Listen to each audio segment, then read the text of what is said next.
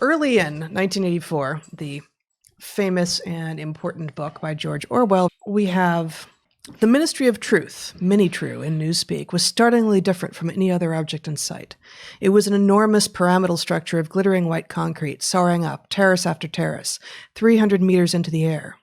From where Winston stood, it was just possible to read, picked out on its white face in elegant lettering, the 3 slogans of the party.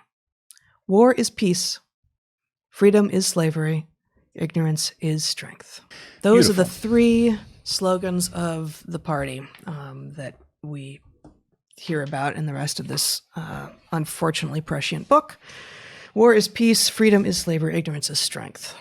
So my claim is that we have achieved 2 of these 3, that we are now regularly hearing that war is peace, not in those terms, Sure. but the term mostly peaceful, as we have covered here before, basically means that anyone who wishes to portray violence as peaceful simply has to emphasize the percentage of time or the percentage of locales or whatever metric you want to use to game the statistic means that it is peaceful. I want to be clear in how I characterize this. This is mostly a protest.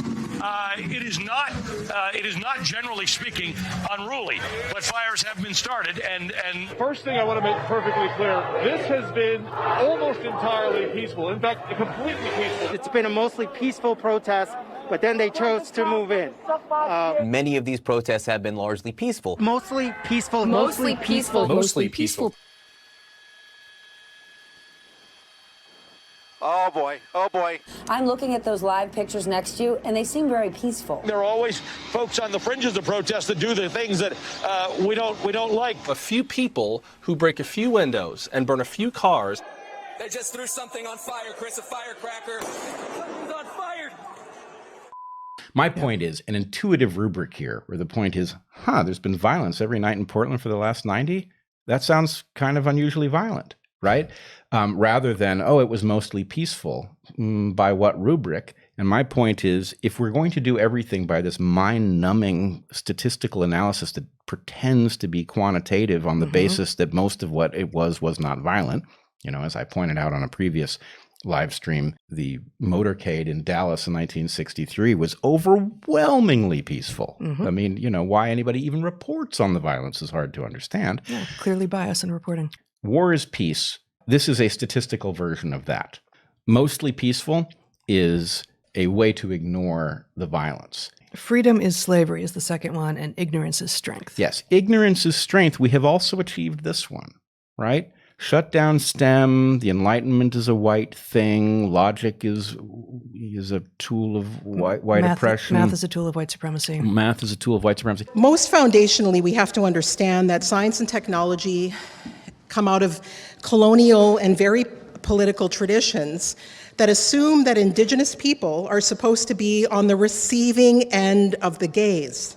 We're here to look at you.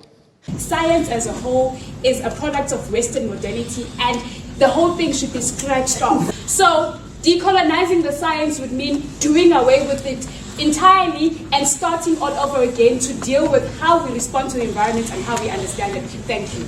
So make sure to point out if a scientist who made an important contribution to what is being discussed in class is/was not white or not male.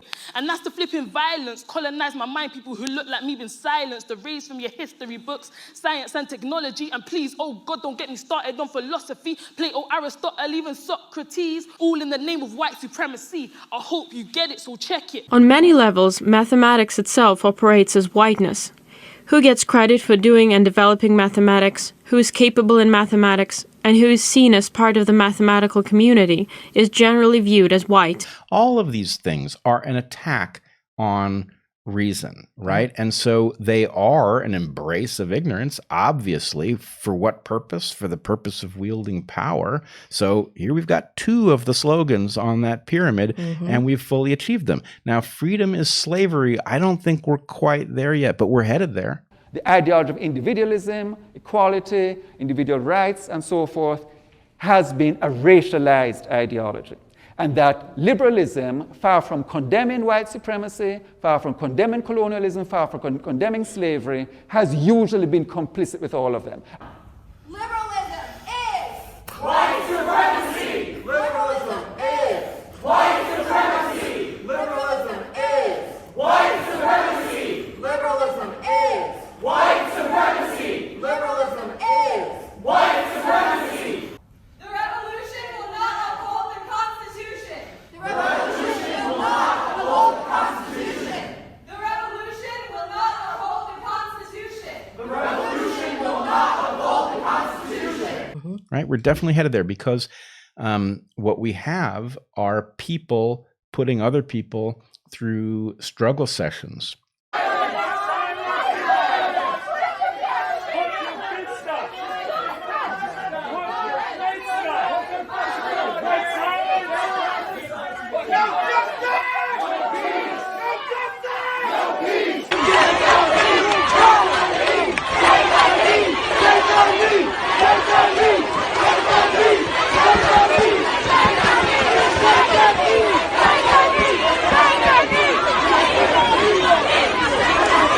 On the basis that what comes out of this will be the liberation that we all seek, right? Through the admission of things that aren't true.